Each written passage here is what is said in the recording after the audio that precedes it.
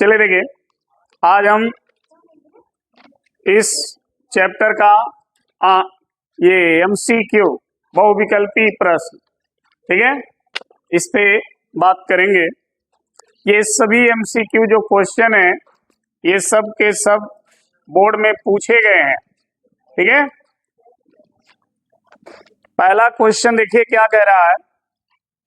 पहला क्वेश्चन है समीकरण दिया गया है E = EC, ऐसे समीकरण दिया है और इसमें लिखा है जहां E, P तथा C क्रमशः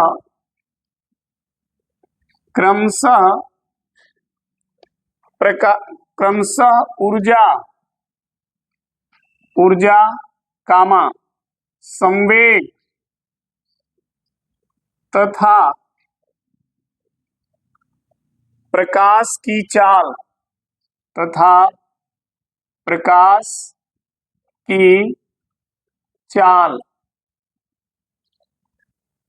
प्रदर्शित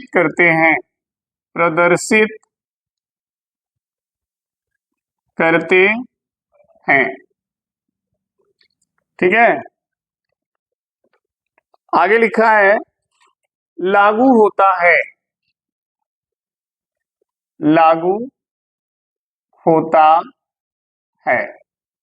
अब यहाँ पे ऑप्शन देख लें। पहला ऑप्शन है इलेक्ट्रॉन एवं फोटॉन के लिए, इलेक्ट्रॉन, ठीक है, इलेक्ट्रॉन एवं फोटॉन के लिए। दूसरा ऑप्शन है फोटॉन के लिए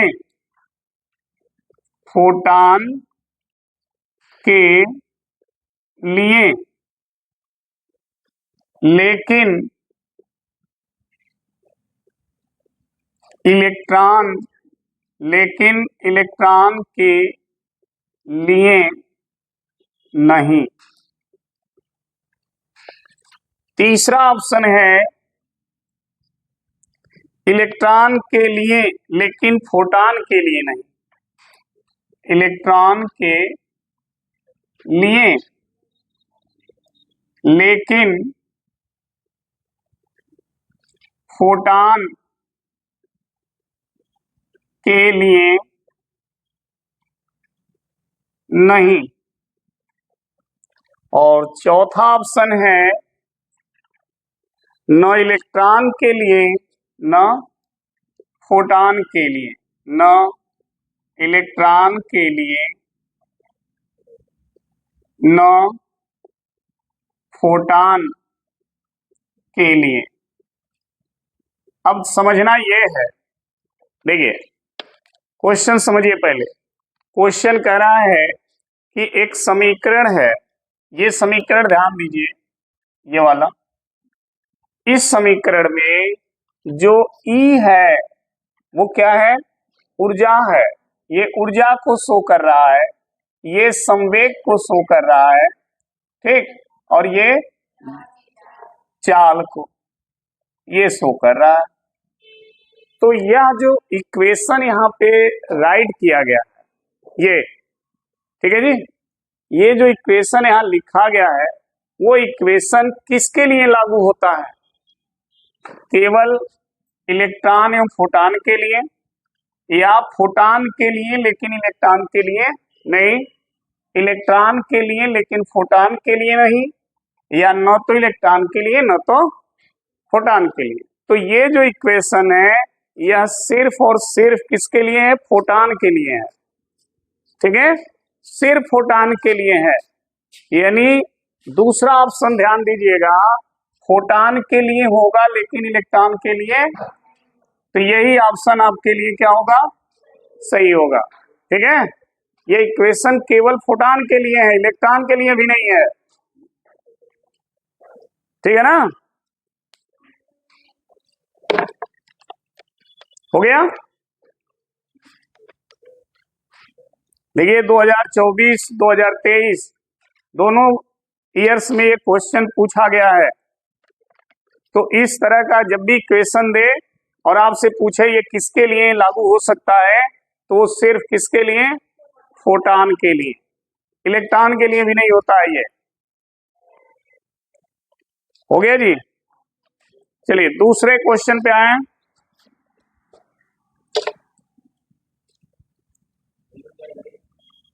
अरे यार कर लो, जल्दी करो जल्दी करो। दूसरा क्वेश्चन देखिए, दूसरा है प्लांक, ठीक है, नियतांक, प्लांक नियतांक की बीमा, बीमा समान है,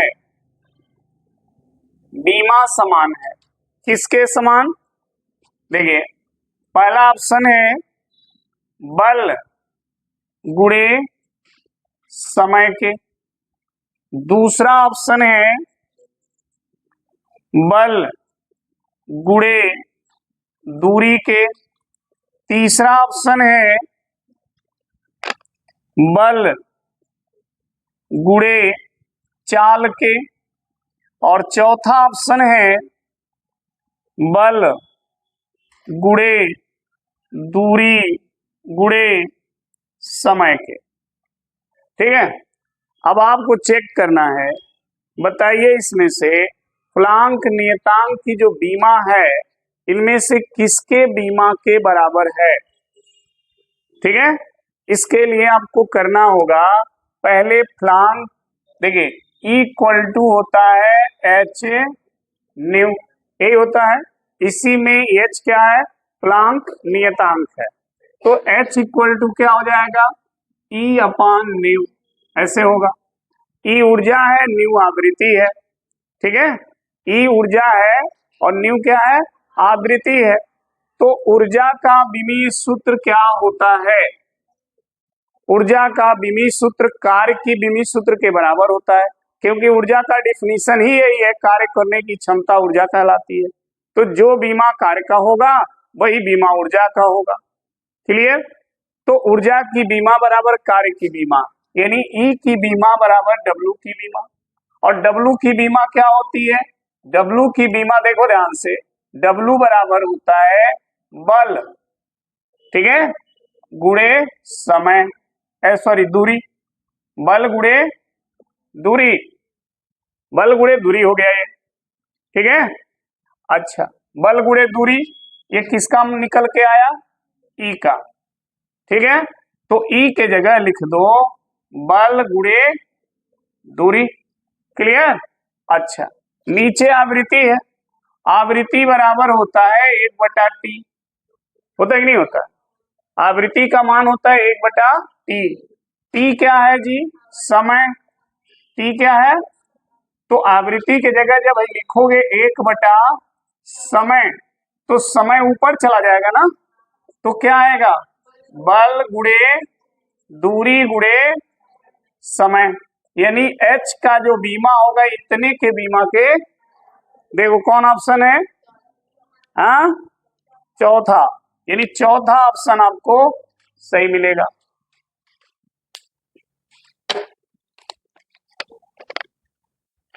बीमा निकाल के भी चेक करोगे तब भी यही आएगा, तो बीमा निकाल के चेक करने की जरूरत क्या है, सीधे ऐसे देखो उस फार्मूले में मिल जा रहा जाता।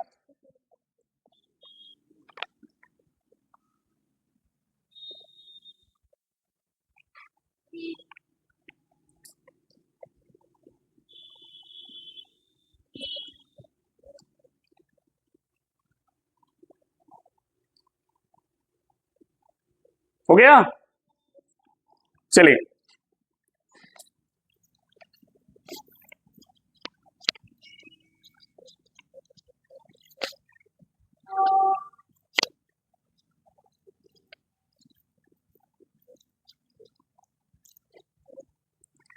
अगले क्वेश्चन पे आते हैं।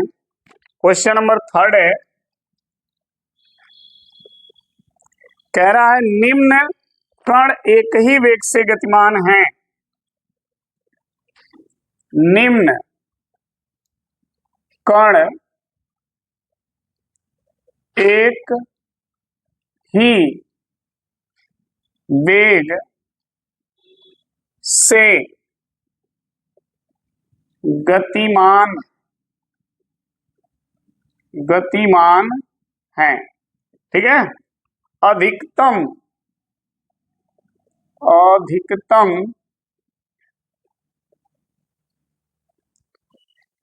तरंग दैर्घ्य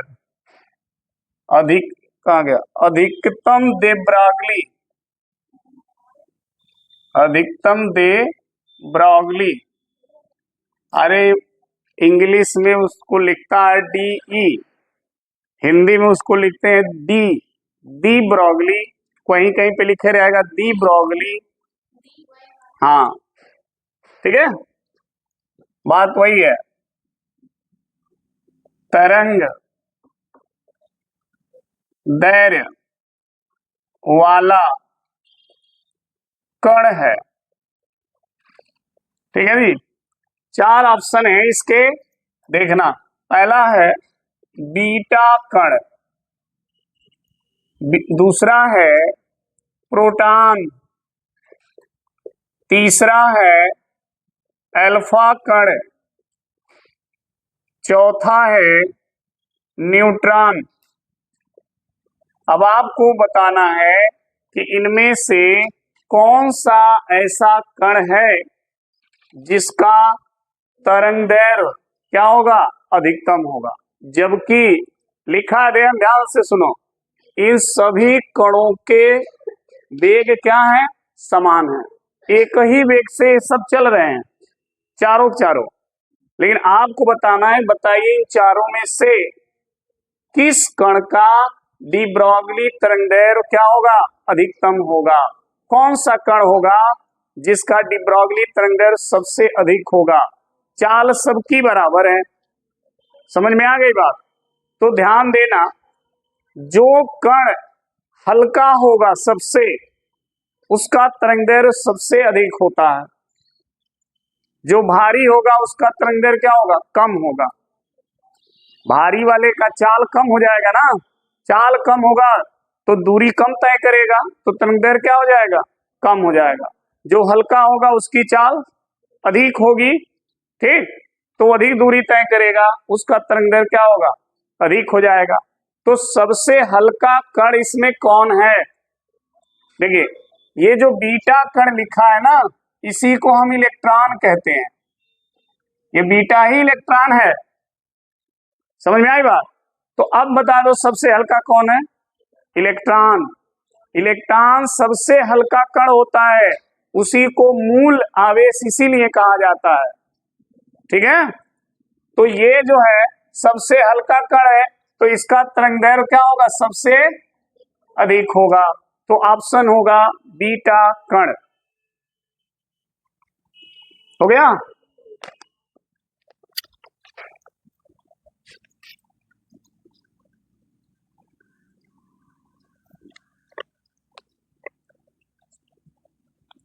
क्वेश्चन नंबर 4,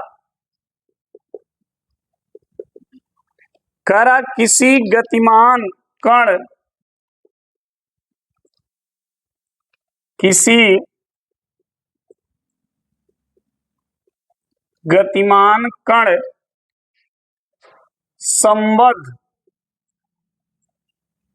संबद्ध डी ब्रॉगली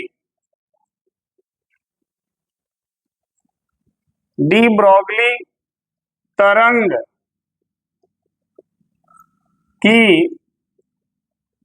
तरंग दैर्घ्य निर्भर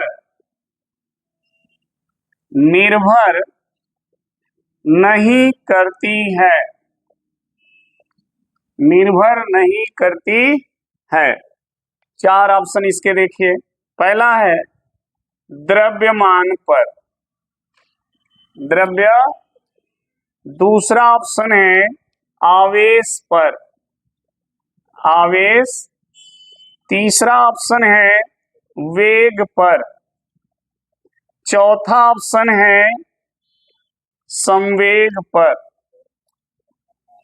अब बता दो कौन ऐसा, देखो इसमें करा किसी गतिमान कण का जो डी ब्रॉगली तरंग की जो तरंगदैर्घ्य है, किसी गतिमान कण से संबंधित जो डी ब्रॉगली तरंग की जो तरंगदैर्घ्य है वो निर्भर नहीं करती है। किस पर निर्भर नहीं करती है? द्रव्यमान पर, आवेश पर, वेग पर, संवेग पर। किस पर निर्भर नहीं करती है बताएंगे? देखो डी ब्रॉगली तरंगदैर्घ्य का जब समीकरण लिखोगे तो क्या लिखते हो? h by P. पी क्या है? इसका मतलब संवेग पर निर्भर करेगा, तो ये ऑप्शन होगा नहीं क्योंकि लिखा नहीं करती है, तो ये संवेग पर निर्भर है, तो ये ऑप्शन कट कर दो, नहीं होगा ये। अगर पूछता निर्भर करती है तब तो ऐसा ही था, ठीक है ना। दूसरा देखो लैम्डा बराबर h, पी को हम लिखते हैं एम भी। एम क्या है जी? द्रव्यमान पे निर्भर है, तो इसमें द्रव्यमान पे निर्भर है, ये भी नहीं होगा। बी वेग, वेग भी इसमें है और वेग भी पूछ रहा है, कौन बचा? तो ये हमारा आवेश पर निर्भर नहीं करता है।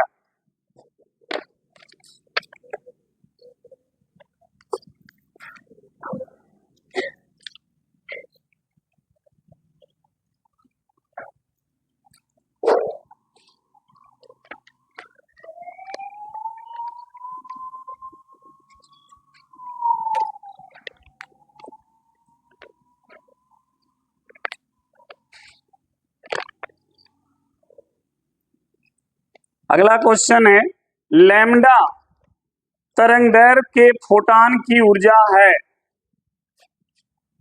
अगला क्वेश्चन लैम्डा तरंग दैर्घ्य के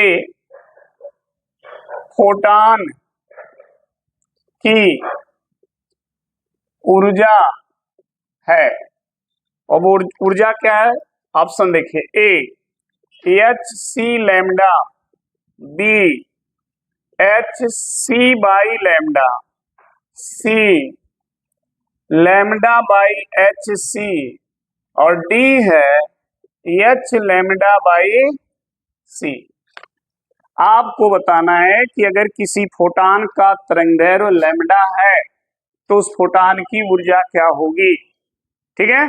तो आप सभी को पता है कि फोटान की ऊर्जा होती है एच न्यू, और चूंकि न्यू बराबर होता है, ध्यान देना, न्यू बराबर होता है सी बाई लैम्डा, यहाँ मान रखोगे तो हो जाएगा एच सी बाई, देख लो कौन है, हाँ तो बी, ऑप्शन बी।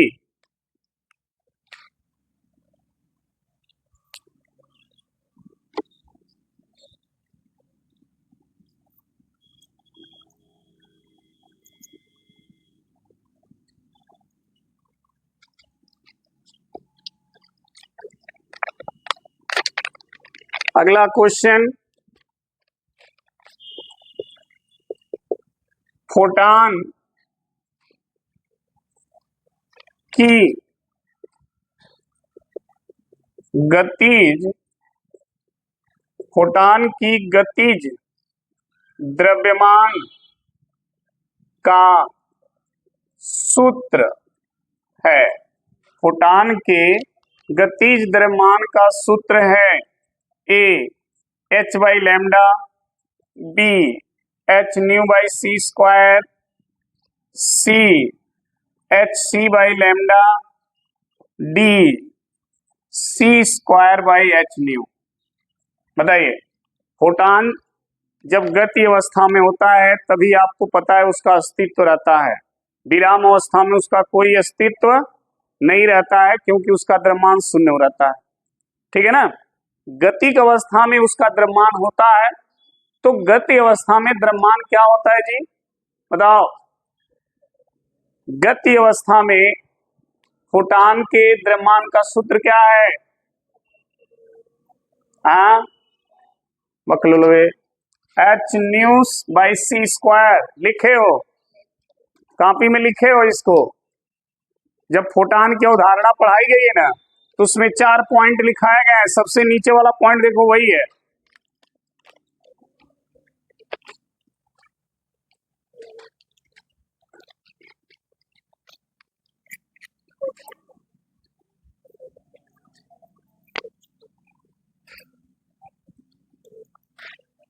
चलिए अगला क्वेश्चन देखें।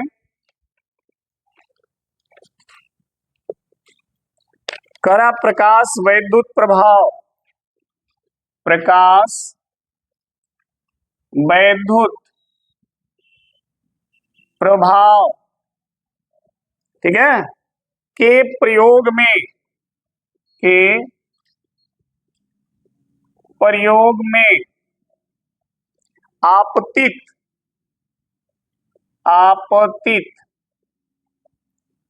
प्रकाश की आवृत्ति,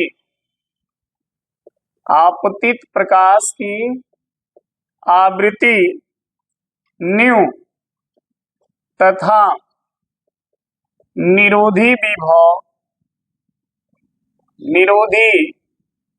विभव भी नॉट के बीच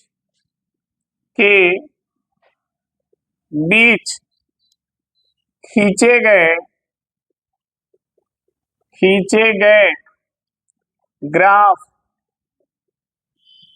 ग्राफ की ढलान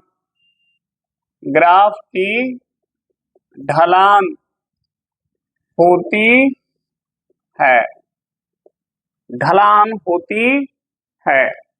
ठीक है जी।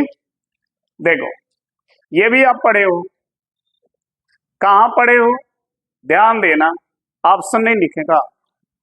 अच्छा, पहला है एच, दूसरा है एच बाई ई, तीसरा है ई बाई एच, और अगला है न्यू बाई भी। ये है। तो कह रहा बताइए ढलान क्या होगा। ढलान मतलब उसका झुकाव। अगर आप आवृत्ति और निरोधी विभव के बीच ग्राफ खींचोगे तो झुकाव कितना होगा। मतलब ये निरोधी विभव है और ये आवृत्ति है, इनके बीच में अगर कोई भी ग्राफ ऐसे खींची जा रही है, ऐसे, ठीक है, ऐसे, तो इस ग्राफ की झुकाव क्या होगी। तो इस ग्राफ की झुकाव में देखिए, ये निरोधी विभव है जो इलेक्ट्रॉन के गति को क्या करता है, रोकता है, और ये प्रकाश द्वारा दी गई ऊर्जा है, यानी प्रकाश के द्वारा दी गई ऊर्जा इस विभव के द्वारा दी गई ऊर्जा के क्या हो, बराबर हो। ठीक है, तो ये क्या होगा, इलेक्ट्रॉन गति करने से रुक जाएगा। तो इसके द्वारा दी गई ऊर्जा होती है एच न्यू, और इसके द्वारा दी गई ऊर्जा होती है ई भी नॉट। यही होता है ना, है?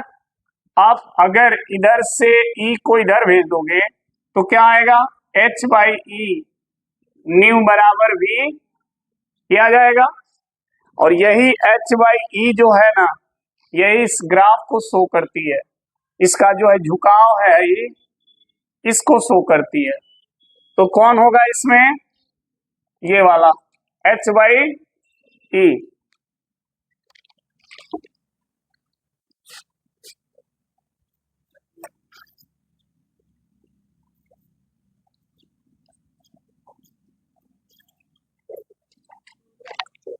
नेक्स्ट क्वेश्चन कह रहा है लैम्डा तरंग दैर्घ्य का प्रकाश, लैम्डा तरंग दैर्घ्य का प्रकाश एक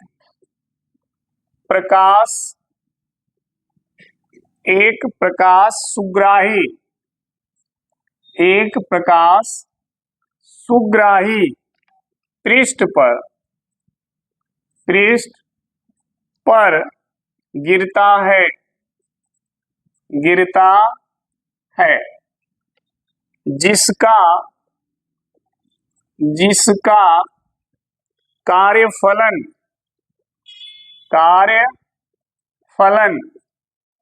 hc/λ0 है। ठीक है, प्रकाश इलेक्ट्रॉन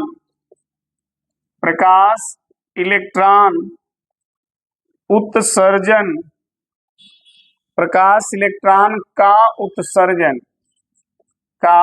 उत्सर्जन होगा। ध्यान देना, ऑप्शन देख लो। पहला है lambda less than lambda naught, दूसरा है lambda greater than lambda naught, तीसरा है lambda greater than 2 lambda naught, और लास्ट है सभी। ध्यान देना, समझो इसको। कह रहा है इतनी तरंगदैर्घ्य का प्रकाश, समझना, इतने तरंगदैर्घ्य का प्रकाश एक प्रकाश सुग्राही पृष्ठ पर गिर रहा है। मान लो ये प्रकाश सुग्राही पदार्थ है और इस पदार्थ पर एक प्रकाश ऐसे आ रहा है। ठीक है, इस पदार्थ का तरंगदैर्घ्य है लैम्डा और इस प्रकाश की चाल c है, तो ये हो जाएगा c/λ बराबर क्या होता है न्यू, यानी इस प्रकाश की ऊर्जा हो जाएगी कितना h न्यू। सही है ना। अच्छा, जिस पृष्ठ पर गिर रहा है उस पृष्ठ को कितनी ऊर्जा चाहिए, इतनी ऊर्जा चाहिए उसको, तभी वो पृष्ठ इलेक्ट्रॉन को क्या करता है, निकालता है। ये कार्यफलन है ना, कार्यफलन का मतलब होता है कि वह न्यूनतम ऊर्जा जिस पर वो इलेक्ट्रॉन को क्या करे, निकाले। तो जब तक ये पृष्ठ इतना ऊर्जा पाएगा नहीं तब तक इलेक्ट्रॉन को, और जो प्रकाश आ रहा है लैम्डा तरंगदैर्घ्य का वो इतना ऊर्जा दे रहा है। तो अगर ये इलेक्ट्रॉन को उत्सर्जित करता है तो इसका मतलब क्या हुआ, ये ऊर्जा और ये ऊर्जा बराबर हो जाएंगे, तभी ना इलेक्ट्रॉन को उत्सर्जित करेगा, नहीं तो इलेक्ट्रॉन को उत्सर्जित नहीं करेगा। तो अगर ये ऊर्जा h न्यू और ये hc/λ0, अब ध्यान देना h न्यू hc/λ0 को म्यू नॉट कहते हैं। ठीक है, दोनों बराबर हो गए, यानी इलेक्ट्रॉन क्या करे, ये पृष्ठ इलेक्ट्रॉन को उत्सर्जित करेगा। ऐसे केस में क्या होता है कि जो इसका तरंगदैर्घ्य होता है, कहाँ गया, पृष्ठ का, वो तरंगदैर्घ्य इसके तरंगदैर्घ्य से कम होगा, तभी इलेक्ट्रॉन निकलेगा। क्योंकि आवृत्ति अगर इसकी ज्यादा होती है, देखो आवृत्ति का जो सूत्र है ना, ये ना 1/λ है, आवृत्ति बराबर होती है 1/λ। अगर c को हटा दोगे तो 1/λ हो गया, यानी आवृत्ति अगर ज्यादा है तो इसका मतलब लैम्डा कम है, और यदि लैम्डा ज्यादा है तो आवृत्ति कम है। क्लियर है ना, उल्टा हो रहा है।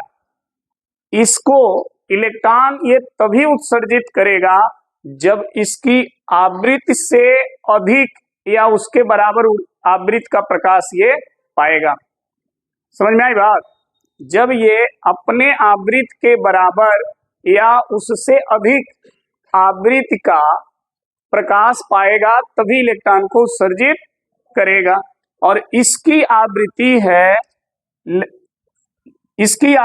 न्यू नॉट, तो इस पर तरंगदैर्घ्य क्या होगा, लैम्डा नॉट, यही होगा ना। अब देखो अगर ये ज्यादा होगा तो ये क्या हो जाएगा, कम हो जाएगा, और यदि ये कम होगा तो ये ज्यादा हो जाएगा। समझ में आ गई बात। तो अगर ये ज्यादा है तो ये कम हो रहा है, और यदि ये कम है तो ये, और हमें इसकी आवृत्ति को कम करना है, इसका मतलब लैम्डा नॉट को क्या करना पड़ेगा, ज्यादा करना पड़ेगा। तो लैम्डा नॉट देखो कौन ऑप्शन हो गया, पहला। ठीक है, अगर ये ज्यादा होगा तो आवृत्ति कम हो जाएगी, आवृत्ति कम होगी तो ये लैम्डा तरंगदैर्घ्य का प्रकाश आसानी से इलेक्ट्रॉन को क्या करेगा, उत्सर्जित कर देगा। लेकिन अगर इसकी आवृत्ति बढ़ जाएगी तो इसको और अधिक आवृत्ति का प्रकाश डालना पड़ेगा। तो इलेक्ट्रॉन को उत्सर्जित होने के लिए अगर तरंगदैर्घ्य के आधार पर पूछ रहा है तो इसका तरंग दैर्घ्य कम होना चाहिए और इसका तरंग दैर्घ्य ज्यादा होना चाहिए। लेकिन अगर आवृत्ति के हिसाब से पूछ रहा है तो इसकी आवृत्ति ज्यादा होनी चाहिए और इसकी आवृत्ति कम होनी चाहिए। ठीक है, तो हमारा जो क्वेश्चन है वो तरंग दैर्घ्य के आधार पे है। तो ध्यान रखिएगा, इसका तरंग दैर्घ्य जो है अधिक होगा और इसका तरंग दैर्घ्य कम होगा। आवृत्ति पर अगर जाएंगे तो इसका आवृत्ति कम होगी और इसकी आवृत्ति अधिक होगी। ठीक, तो हमारा तरंग दैर्घ्य के आधार पे है, इसलिए हमारा ये ऑप्शन सही होगा। ध्यान देना इस चीज को, कंफ्यूज मत होइएगा। आवृत्ति और तरंग दैर्घ्य एक दूसरे के उल्टा है। ठीक है, ये पृष्ठ इलेक्ट्रॉन को तभी निकालेगा, ध्यान से सुनना, ये पृष्ठ इलेक्ट्रॉन को तभी निकालेगा जब इसके आवृत्ति से अधिक आवृत्ति का प्रकाश मिलेगा। तो अगर क्वेश्चन आवृत्ति पर होता तो हम कहते कि इसकी आवृत्ति कम होगी और इसकी आवृत्ति ज्यादा होगी, तभी इलेक्ट्रॉन निकलेगा। लेकिन यहाँ पर केस तरंग दैर्घ्य को लेकर है, तो हम कहेंगे इसका तरंग दैर्घ्य ज्यादा होगा और इसका तरंग दैर्घ्य कम होगा। समझ में आ गई बात? अभी भी नहीं समझे? समझ में आया सबको? तो ये ऑप्शन सही है, नोट करिए।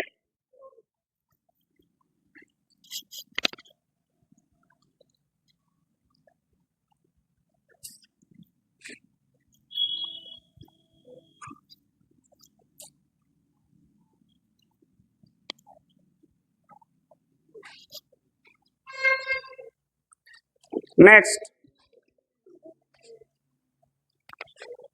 अगला क्वेश्चन है, फोटॉन का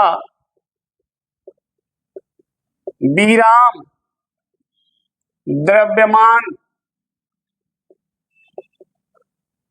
द्रव्यमान होता है। अगर कोई फोटॉन विराम में है तो उसका द्रव्यमान क्या होता है, बताइएगा। हैं, बताओ, द्रव्यमान क्या होगा उसका?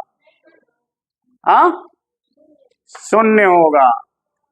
फोटॉन, अभी हमने बताया कि फोटॉन का द्रव्यमान तभी होता है जब वो गति में होता है, और गति में होता है तो उसका द्रव्यमान h new by c square के बराबर होता है, बताया ना। अगर वो विराम में है तो उसका अस्तित्व नहीं होता है, उसका द्रव्यमान शून्य होता है। तो ये ऑप्शन आपका होगा।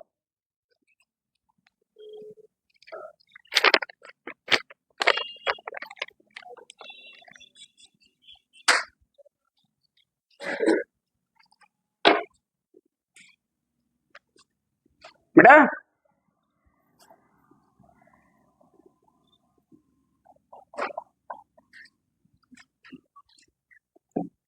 अगला क्वेश्चन देखिए, यदि किसी कण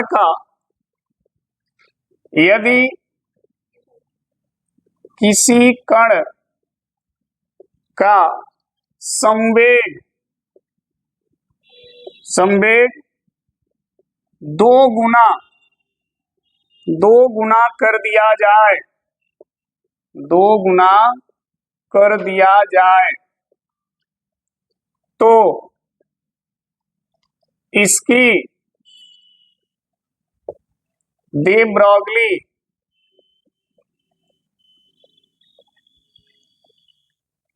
तरंग दैर्घ्य होगी। de Broglie तरंग दैर्घ्य होगी। ठीक है, पहला ऑप्शन है अपरिवर्तित। दूसरा ऑप्शन है 4 गुनी।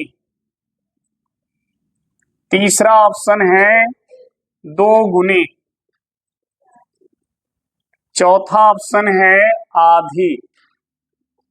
आधी मतलब 1/, ठीक है ना। अब इसको थोड़ा सा समझ लीजिए। समझना ये है कि कोई कण है, उसके संवेग को 2 गुना कर दिया जा रहा है। ठीक है जी, संवेग को 2 गुना किया जा रहा है, कण वही है, कर दिया जा रहा है। तो इसके de Broglie तरंग दैर्घ्य क्या होगी? तो आप देखो, अगर मान लो कोई कण है, उसका अपना द्रव्यमान होगा, उसका अपना वेग होगा, हो गया ना। क्योंकि अगर हम यहाँ फोटान की बात करें तो आवृत्ति तो बदलेगी नहीं, आवृत्ति वही चलेगी। देखो लैम्डा इक्वल टू होता है h/p। मान लो कोई कण है, उसका संवेग क्या है, p है, तरंगदैर्घ्य क्या है, लैम्डा है स्टार्टिंग में, ठीक है। अब उसके संवेग को कितना गुना किया गया, तो मान लो तरंगदैर्घ्य लैम्डा डैश हो गया, ये तो कांस्टेंट है, और इसको हमने कर दिया 2 गुना 2p, ये बना समीकरण 2।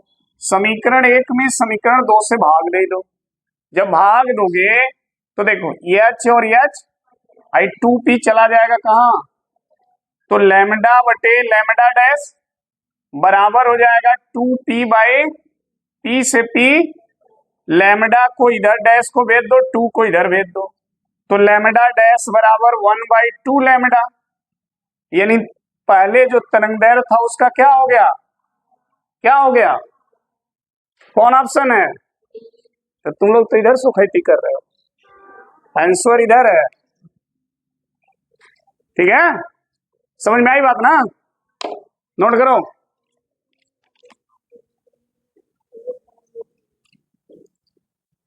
बेटा नोट कर लो।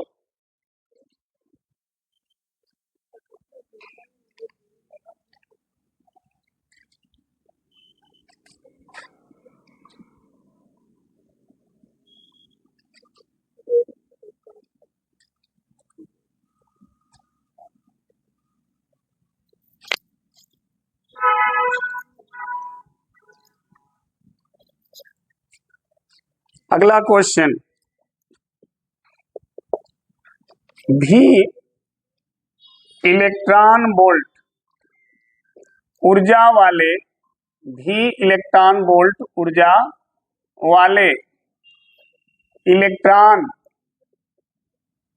इलेक्ट्रॉन देखो इसको इलेक्ट्रॉन वोल्ट पढ़ते हैं, ध्यान रखना। भी इलेक्ट्रॉन वोल्ट ऊर्जा वाले इलेक्ट्रॉन से संबद्ध संबद्ध डी ब्रॉगली, डी ब्रॉगली तरंगदैर्घ्य, तरंगदैर्घ्य लगभग होगा, लगभग होगा।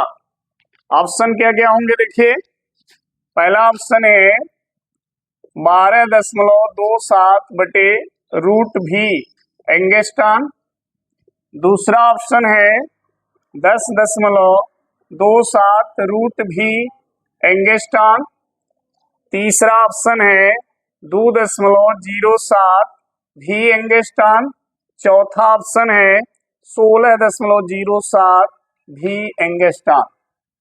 बताओ, अगर कोई इलेक्ट्रॉन भी वोल्ट से त्वरित हो रहा है तो उसका तरंगदैर्घ्य कितना होगा, कौन ऑप्शन होगा, हाँ ये तो सूत्र किया गया है ना, इसीलिए।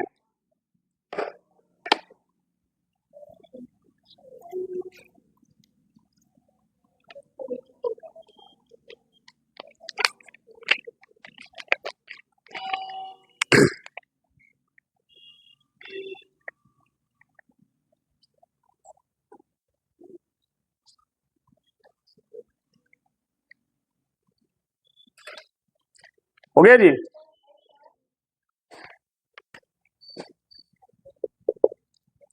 किसी धातु से प्रकाश इलेक्ट्रॉनों, किसी धातु से प्रकाश इलेक्ट्रॉनों के उत्सर्जन, उत्सर्जन हेतु आवश्यक,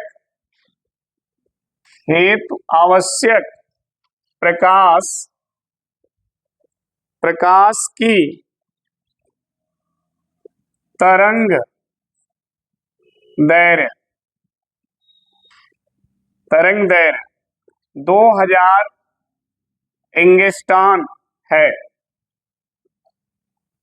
1000 एंगस्ट्रॉम का विकिरण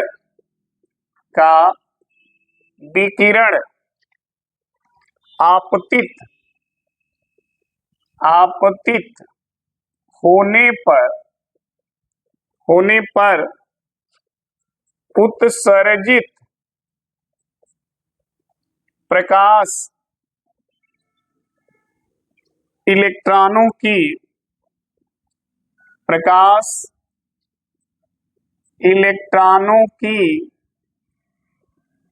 गतिज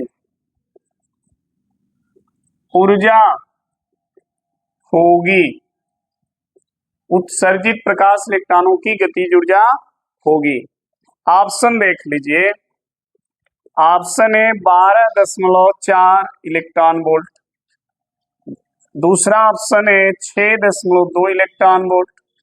तीसरा ऑप्शन है 10.0 इलेक्ट्रॉन वोल्ट।